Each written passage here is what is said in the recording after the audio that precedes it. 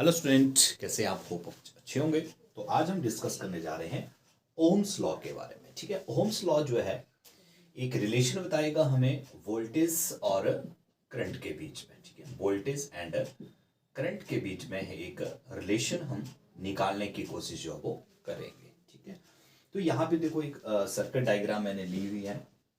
इसमें मैंने वोल्टमीटर और एक वायर ली है मैंने एक्स वाई करके, जो एक रेजिस्टेंस का काम करेगी। और अमीटर मैंने वैसे सीरीज में जोड़ा है और पैरेलल में मैंने वोल्टमीटर जोड़ा हुआ है। तो यहाँ पे सबसे पहले मैं क्या करूँगा, सबसे पहले सर्किट को मैं कंप्लीट करूँगा with the help of this first cell. यहाँ पे 4 सेल मैंने लिए हुए हैं, 4 सेल हैं जो एक बैटरी बना रहे हैं।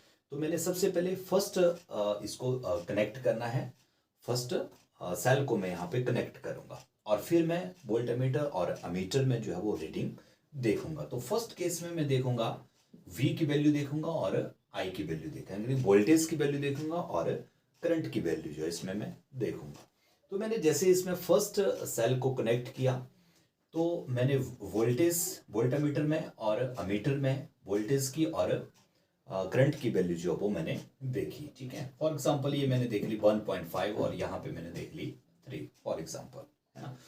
फिर मैंने सेकंड इसको जोड़ा, मैंने इसको जोड़ूंगा मैं, फिर इस यहाँ इसकी वैल्यू देखूंगा फिर से, और फिर मैंने थर्ड को जोड़ूंगा, फिर देखूंगा वैल्यू, और फिर मैं फोर्थ को जोड़ूंगा। इस तरह से मैं चारों सेल को जोड़ के देखूंगा और इन चारों केसेस में मैं V और I की वैल्यू जो वो देखता हूं। तो यहाँ पे क्या देखा जाता है, इस एक्टिविटी में क्या देखा गया कि जैसे अगर V की वैल्यू इंक्रीज होती है तो I की वैल्यू भी इंक्रीज होती है। ठीक है, तो इसका मतलब अगर मैं वोल्टेज को बढ़ाता हूं तो करंट भी बढ़ता है। दैट मीन्स कि V जो है that is directly proportional to I। Voltage जो है वो डायरेक्टली प्रोपोर्शनल जो है वो I के ऊपर जो वो निर्भर करता है ना। ये है हमारा ohm's law. Basically ohm's law इसको हम बोलते हैं, V directly proportional to I, है ना। और यहाँ पे V upon I is equal to R, और R क्या, R जो है दैट इज द रेजिस्टेंस। इसको मैं बोलता हूँ रेजिस्टेंस। रेजिस्टेंस मीन्स कि जो एक अवरोधकता जिसको हम बोलते हैं, जो करंट सर्किट में फ्लो हो रहा है उसको रेजिस्ट करेगा, उसको रोकेगा, तो दैट इज R। और ये R जो होती है it's value is constant for any circuit. किसी भी सर्किट में ये R की वैल्यू जो होती है वो कांस्टेंट जो होती है। कंडीशन क्या है, that is temperature should remain constant. Temperature यहाँ पे कंडीशन है, टेम्परेचर जो है वो सेम होना चाहिए, टेम्परेचर जो है वो बदलना नहीं चाहिए। तो टेम्परेचर भी इसके लिए एक कंडीशन जो है वो होती है। तो यहाँ पे आपने देखा V upon I is equal to R के बराबर जो वो होता है। और V की वैल्यू अगर हम निकालेंगे तो V is equal to I R के बराबर जो वो होता है। ये मैंने R आपको बता दिया, दैट इज द रेजिस्टेंस जो है इसको हम बोलते हैं। और ये रेजिस्टेंस ही करंट के फ्लो को भी डिटरमिन जो करती है कि अगर रेजिस्टेंस ज़्यादा हो जाएगी तो करंट इसमें कम जो वो फ्लो करेगा। और उसके बाद नेक्स्ट में हम देखते हैं, अगर मैं यहाँ पे R की वैल्यू निकालता हूँ तो ये होती है V अपॉन I के बराबर जो वो होती है। तो रेजिस्टेंस को कैसे डिफाइन करेंगे हम इस इक्वेशन से, R is equal to V upon I means जब किसी कंडक्टर के अंदर, किसी वायर के अंदर, जैसे वायर है इसके अंदर अगर पोटेंशियल डिफरेंस यानी कि वोल्टेज जो अगर इसमें 1 वोल्ट होगी, अगर पोटेंशियल डिफरेंस इज 1 वोल्ट और उसमें कितना करंट जो वो फ्लो करेगा, that is 1 ampere. 1 ampere current अगर फ्लो करता है then the resistance will be 1 ohm, है ना। ये ओम जो है ग्रीक वर्ड है, ये ओम इसको हम बोलते हैं, और इससे हम रेजिस्टेंस को जो वो डिटरमिन जो वो करते हैं।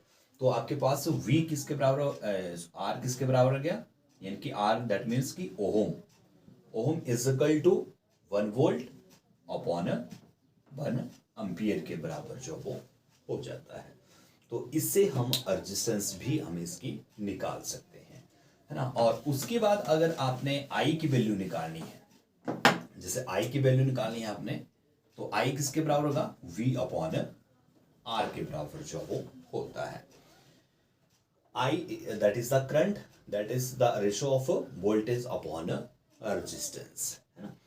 अब देखो कई बार क्या होता है कि हमें जो किसी सर्किट के अंदर हमें करंट को क्या करना पड़ता है, डिक्रीज और इंक्रीज करना पड़ता है। कई केसेस में हमें करंट को इंक्रीज करना पड़ता है और कई बार हमें डिक्रीज जो वो करना पड़ता है विदाउट चेंजिंग द वोल्टेज। बिना वोल्टेज को चेंज किए हुई, वोल्टेज को हमने चेंज नहीं करना है, लेकिन फिर भी हमें करंट को कम और ज़्यादा जो वो करना पड़ता है। तो उस केस में हमारे पास क्या होता है, हमारे पास होती है वेरिएबल रेजिस्टेंस।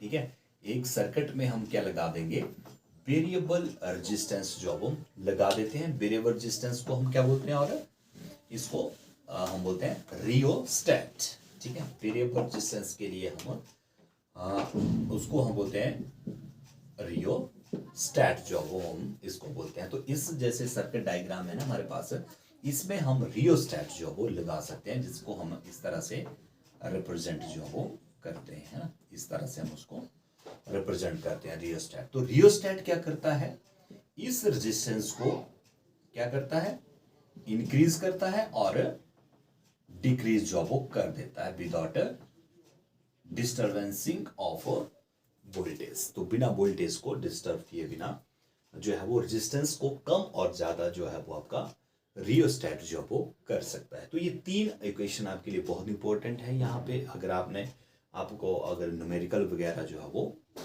सॉल्व करने हैं तो आपको ये तीन रिलेशन जो है वो आपको आने चाहिए। तो ये था आपका ohm's law, that is V directly proportional to I, यानी कि वोल्टेज डायरेक्टली प्रोपोर्शनल किसके ऊपर निर्भर करती है, that is depend upon the I। ठीक है, अब नेक्स्ट वीडियो में हम देखेंगे कि कौन कौन से फैक्टर्स होते हैं वो किसी सर्किट डायग्राम में जो रेजिस्टेंस होती है ना, वो किस किस फैक्टर के ऊपर डिपेंड करती है।